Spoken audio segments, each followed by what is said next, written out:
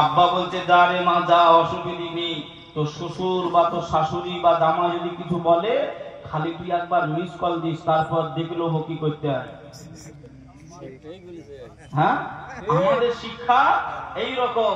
আর নবী বললেন তোমার স্বামী যখন তোমার সামনে আসবে, যত কষ্ট যত দুঃখ থাকুক না কেন, হাসি মুখটা দেখাবে। জোরে বলেন সুবহানাল্লাহ।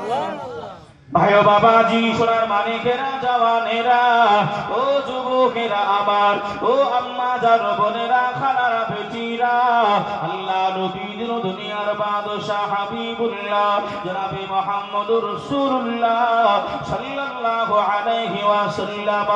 আল্লাহ নবীর বিটি সংসার করতে গেলে, মা ফাতেমা সংসারে গেলে নামাজ পড়বেন, নামাজ পড়বেন। ইমাম হাসান ইমাম হুসাইন কে দুনিয়ায় শুইয়ে দিয়ে মা ফাতিমা নামাজে দাঁড়িয়ে গেলে। এক রাকাত হয়ে গেল, ওই নামাজের ভিতরে ইমাম হাসান হুসাইন ঘুমটা ভেঙে যায়। ইমাম হাসান হুসাইন ঘুমটা ভেঙে যাওয়ার কারণে হুজুররা আমার কান্নাকাটি করে, রোনা জারি করে। আল্লাহ পাক জিবরাইল আমিনকে ডেকে বললেন, ও জিবরাইল, জান জান চলে যান, আমার ফাতেমা নামাজ আদায় করে, আমার ফাতেমা নামাজ আদায় করে। ছেলেরা, ছেলে হাসান হুসাইন কান্নাকাটি করবে, আমার ফাতেমার নামাজে বিপদ ঘটবে, আমার ফাতেমার নামাজে অসুবিধা হবে। ও জিবরাইল, জান জান, আপনি মা ফাতেমার লিবাস ধরে, মা ফাতেমার চেহারাটা ধারণ করে ইমাম হাসান হুসাইনকে আবারও ঘুম পাড়িয়ে দেন, যেন আমার ফাতেমা নামাজে কোনো অসুবিধা না হয়ে যায়। জোরে বলে, আর একটু জোরে হবে না সুবহানাল্লাহ। ও সোনার মালিকেরা, ও জওয়ানেরা, যুবকেরা, ও আমার আম্মা জান বোনেরা, খালারা বেটিরা, আল্লাহ নবীর বেটি ফাতেমা এক হাত দিয়ে দুলনাটা নড়াই, এক হাত দিয়ে দুলনাটা হেলা দেয়, আর একটা হাত দিয়ে জাতাটা ঘোরাই। ওই জাতা থেকে হাত সরিয়ে গিয়ে, ওই জাতার ভিতরে হাত ঢুকে গিয়ে, ওই আঙুল ফেটে গিয়ে রক্ত বাহির হয়।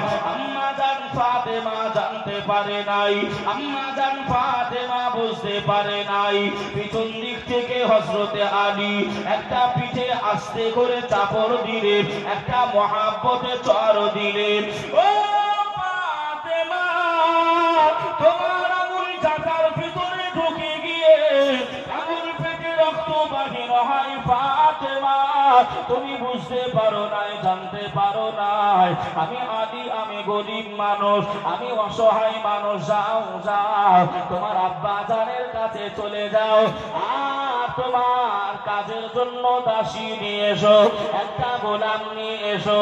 আম্মা জান ফাতেমা আল্লাহ নবীর কাছে পৌঁছে গেলেন, আল্লাহ নবীকে সালাম দিয়ে দিলেন, আসসালাতু আসসালামু আলাইকা ইয়া রাসূলুল্লাহ, আসসালাতু আসসালামু আলাইকা ইয়া হাবিবাল্লাহ, ইয়া রাসূলুল্লাহ। রাসূল আপনার জামাতা আলী একটা চাকর চেয়েছে, একটা দাসী চেয়েছে, আমার কাজের জন্য, কাজের জন্য দাসী চেয়েছে। হুজুর আপনি একটা দাসী দেন। এই সময় আল্লাহ নবী বললেন, ও ফাতেমা, যাও যাও, বাড়ি চলে যাও, আমি রাসূলুল্লাহ জানিয়ে দিলাম, নিজের কাজ নিজেই করে নেবে। আমি রাসূলুল্লাহ তোমাকে দাসী দেওয়ার মতো নাই। জোরে বলেন, নিজের কাজ নিজেই গুছিয়ে দিও মা। আর আমাদের দিকে আব্বা মা বলে, আমার মেয়েটাকে কি চাকর নাকি তোমাদের বাড়ি? এই বলে না বলে? হ্যাঁ, যে এই মা বোনেরা একটু শোনেন কথাগুলো।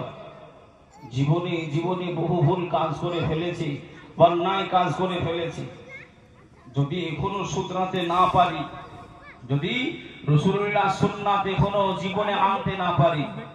রাসূল বললেন ক্বালান নবী সাল্লাল্লাহু আলাইহি ওয়াসাল্লাম মান তামাসসাকা বিসুন্নতি ইনদা ফাসাদি উম্মতি ফালাহু আজরু মিআতা শাহীদ।